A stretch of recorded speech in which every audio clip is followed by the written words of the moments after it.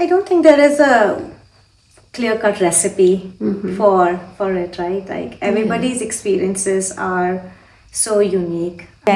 Before he became your husband, what I wanted to ask you, Sure. like, how do you, like, okay, a woman has a plan in mind, okay, I'm going to, rise up the ladder really high. Yeah, For that. no, absolutely. I was very lucky. I met my husband. I was a teen bride, so I got married really young.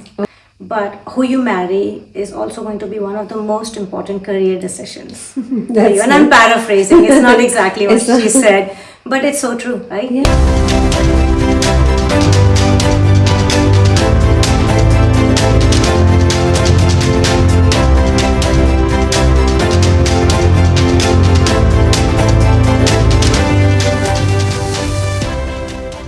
Hi Jaya, how are you? Very well, Sanjana. How are Finally, you? we got to meet, right? Yes, so I know- excited to be here. Yeah, and I know you travel a lot for work, and it's always hard to find time, right? Because you have family and all the responsibilities. But it's great that you are here on Sanj Talks today. Yeah, no. I'm yeah. so excited to, talk Happy to with be you, here. Yep. have a great conversation with you today. Yeah, so I know, Jaya, off and on we have been talking about, what you do and, all the great things that you have done. I just wanted to find out, being in corporate world as a woman leader for such a long time, just tell me about your journey. Like, how has it been? How did you start and how did, you grow? Yeah, yeah. No, let's see. I've been a product leader for about 20 plus years now. Was in business analyst roles before that. I've been very fortunate to be able to travel a lot and experience being a product leader in many parts of the world. Lived in Australia, New Zealand, did some product work there, in India, Singapore. Bulk of my product experience has been in the Bay Area, mostly with startups, some large organizations, but mostly with startups. So I almost fell into product management. I had not expected to be in product management 20 years ago. There was not really a clear function of product management, but I love what I do. I can't imagine doing anything different. Right now, I'm a VP of product for a large automotive dealer management software company. Okay. I manage a large portfolio that is built out of India and Taiwan, so I travel a lot to India. But we have customers all over the country. We have teams all over the country. So it's been a really good experience. I've been with them almost 5 years now. Okay. Yeah. All right. So, so you didn't start as a product in product management. It started differently, right? Yes. Okay. Yeah. But you felt that this is perfect. This was better for you or perfect for you, right? In terms of what you like to do, right? Yeah, absolutely. So we traveled extensively with my husband's job, and I was a business analyst then. Okay. We came back to the US in 2001, and I went back to school. I always wanted to do a master's. Okay. So I went and got my MBA at University of San Francisco, and this was 2003. I had graduated with a degree in finance. There were no finance jobs in the Bay Area because this was coming out of that big recession. And because of my past business analyst experience, a startup reached out to me for managing their product team out of India. And I had never heard of product management. It sounded interesting, and before you know it, I had my first product management job, and 21 years later, there's been no looking back. So, being a woman leader, you probably in the last 20 years, you probably saw a lot, right? How the role of women has changed in companies, right? So, what do you feel like? What strengths do we have that we can bring to the table, like as women? Yeah, I will start out with the changes. Comments, Sanjana, to add to that. There's, in the last 20 years, there's been a lot of change, especially in the tech industry. in the startup world, 20 years ago, it was not uncommon for me to be the only woman on the team. It was typically a lot of male engineers, male CEOs, and I would be, it would be the boys and Jaya gang, So it was a very common scenario. I think we have come a long way. We still have a long way to go. But I think as women leaders, we are inherently, and that's not to say that men are not, but I think we are, we are high on EQ. Our leadership style is more of a collaborative one. I think as women, I at least would like to believe that we focus on building diverse teams. I think there is that element of work-life balance because most of us have had, little kids that we have raised or are taking care of elderly parents. So I think that work-life balance, I'd like to believe that, women, as women, we've done a good job on. So I think there's, definitely, we bring our unique experiences as leaders. So, in terms of, how women in general, like, again, I feel like we are like a little soft, we're empathetic generally towards.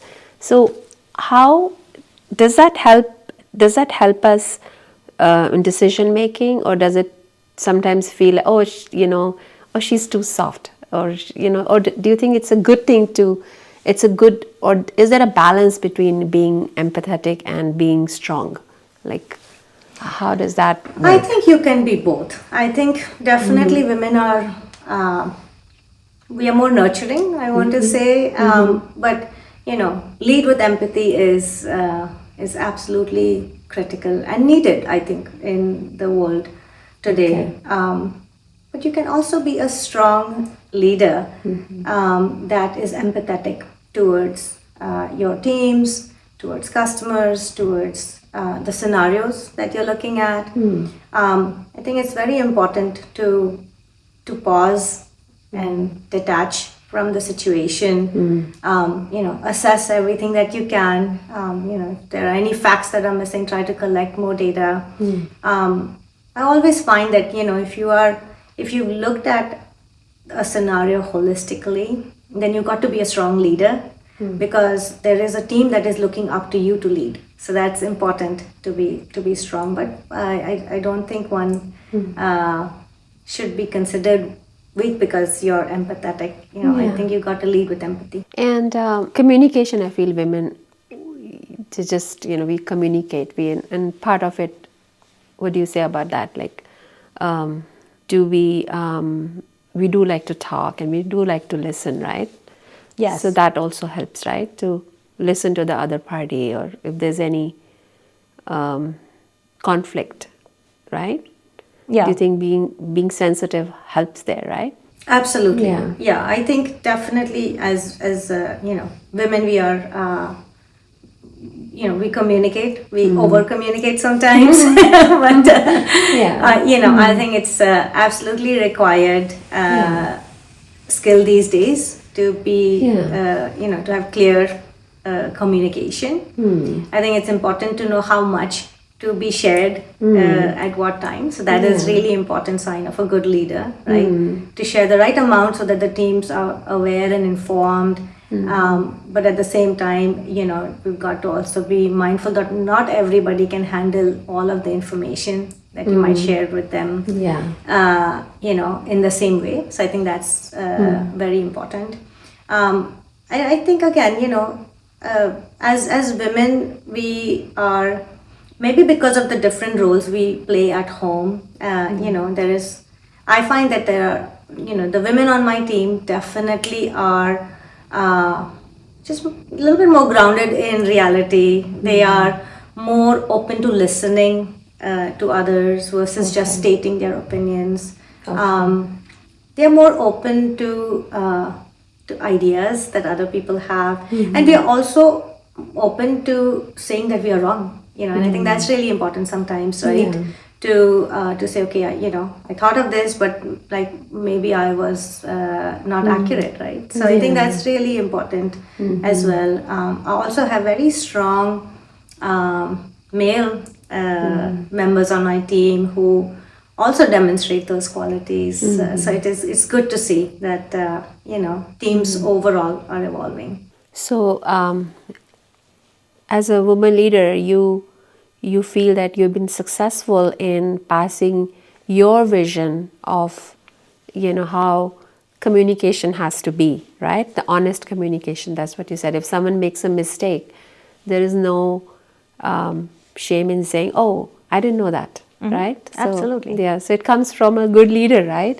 Whether it's a man or a woman doesn't matter, but at least that honesty is important, right? According to you, right? Yeah. And that's what you shared with your team.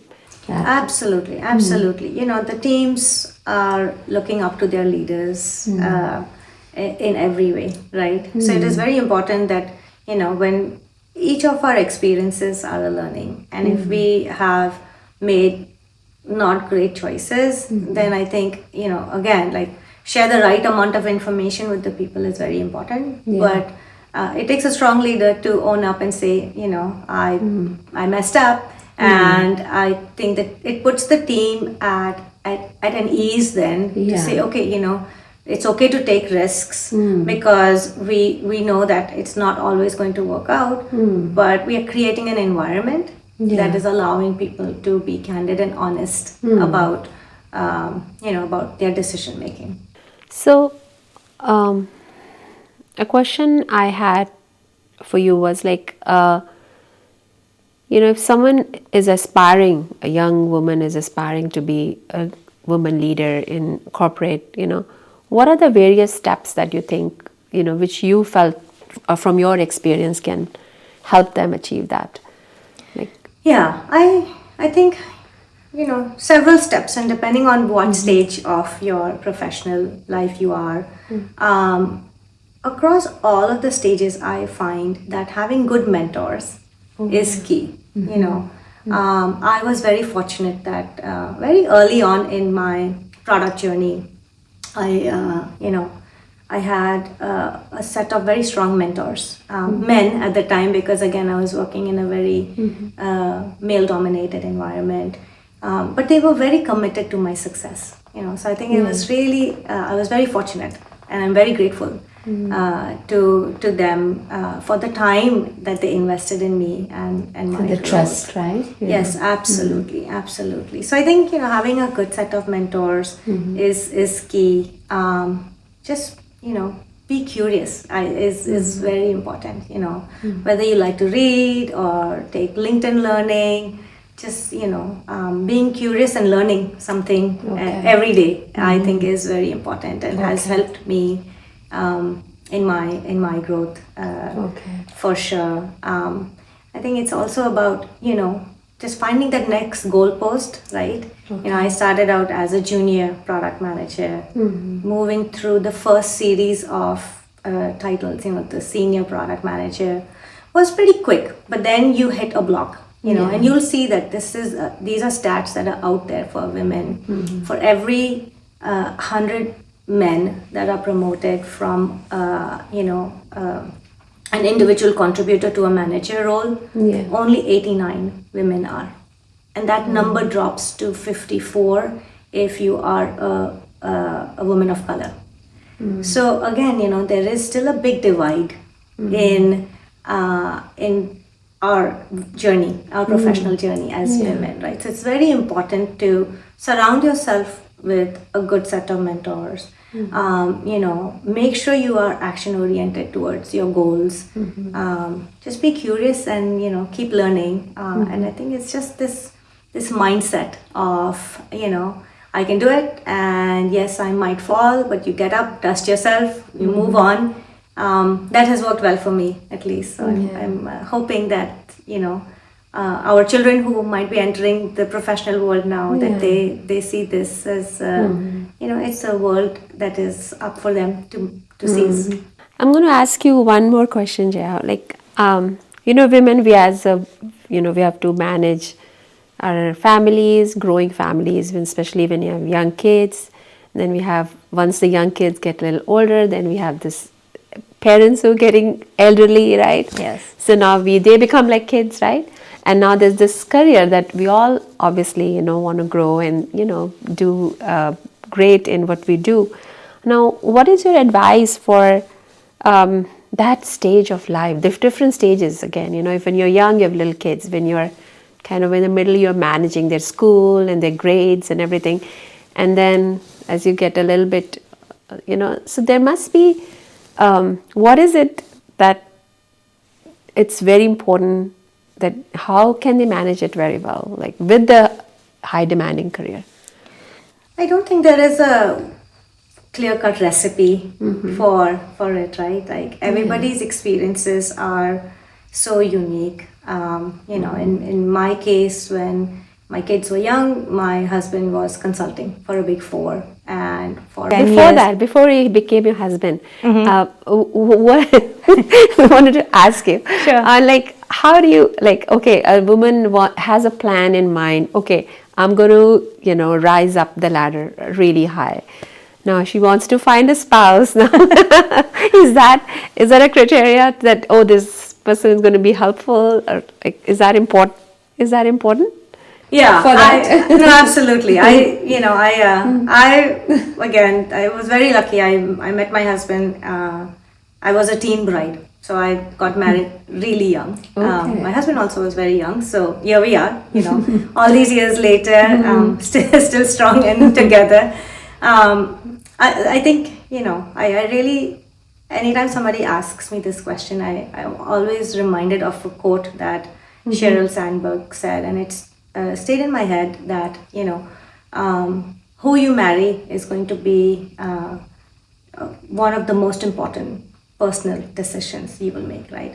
But who you marry is also going to be one of the most important career decisions. And I'm paraphrasing, it's not exactly what she said, but it's so true, right? Yeah. I think finding somebody who can be your equal partner is probably going to be very impactful to your So it's important career for women and to your pick the professional right growth. partner, right? Absolutely, absolutely. Okay. For a multitude of reasons, including your professional growth.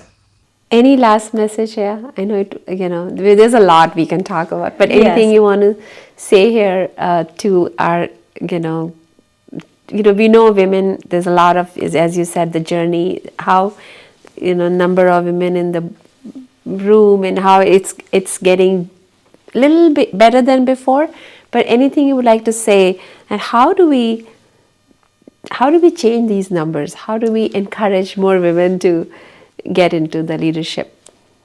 Yeah, I just think don't give up. Is as much as sometimes the numbers are disheartening.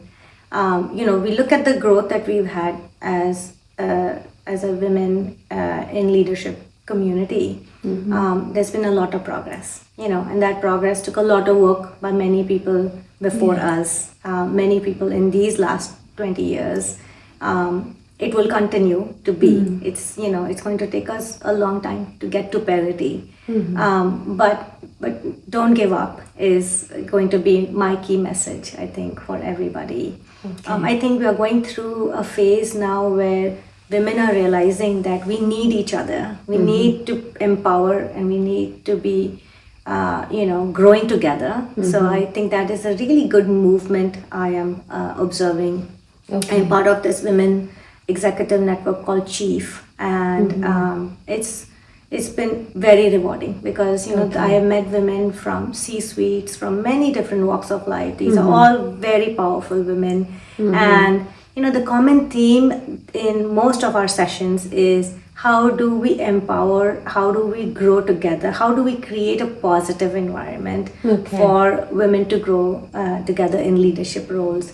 So I think that's going to be important, and there will be days when you will feel like we are going backwards, but do not give up, and just have fun. I think that's really important too, right? That this is a journey. It's going to be very important to not give up, have fun, and I feel like I'm at that stage now of my professional growth. I want to also give back to the community. You know, I Yeah. want to give back to the community that made me Yeah. what I am today. So I think as long as women leaders, you know, continue to hone in on our strengths Yes. and our uniqueness, we will grow. Okay, that's awesome, Jaya. I'm very hopeful, and it's very exciting that we can encourage more of the young girls to get into those higher positions and leadership, and get not get discouraged, right? Like keep getting, and watching you and watching our conversation today, I think there's going to be also like more encouraging, right? It's encouraging for other girls, and even for the parents to see that how do we encourage our girls to do better, right? And Yeah. never stop, like Absolutely. And I would say, you know, with, I have one of each. I have a daughter and a son. I think it's very important to continue to do the work that we are doing for our daughters, right? It's Yeah. very important because they are learning by observing us. Yeah. But it's also very important for our sons because they are also going to be the future leaders of the world, right? Yeah. So it's very important for them to see an environment that is treating women well, that is about parity, that is about equanimity. So I think it's it's equally important for our sons to see to be a that. part of this mission. Yeah, that is awesome. That's a good point. Yeah, I didn't think about that. Because it's once they see that it's like it's equal opportunities given to girls, and mom is doing so well and everything, right? So they see, and they, I think the best way to learn is by doing it, right? Yes. If you just give somebody like a little lecture, it's not going to work. But when you do it, they'll see, and it makes a lot of difference, right? Yeah. Right? Yeah, It's, no, absolutely. You know, in my household, my children have seen both. They've seen a traveling dad who traveled a lot with his job. Yeah. They now see a traveling mom who Yeah. travels a lot with her job, right? Yeah. And it has been nice to see them see both sides, right? Where Yeah. sometimes it's, mom's cooking dinner and folding laundry when dad is traveling. Yeah. And then now they see, dad helping out equally as much as he can as well, right? So I think it's really very important lessons for our children to see that, strong partnerships are based on treating everybody equally and fair. Yeah. So, Yeah. whether that's at work, that's at home. Yeah. So, I think as women leaders, we just have to continue to just be persistent on that message, right? Yeah. That All we are- fronts, right? on all fronts, absolutely. We have to have an equal seat at the table. Yes. That's great. Okay. Thanks for being here, Jaya. I'm so glad. I'm Pleasure really is mine. excited to launch this video. This is awesome, and I know it's very encouraging. Lovely talking to you, Sanj. Thank you. Thanks. If you wanna talk about anything at all, then you know who to call. Just tell Sanjana.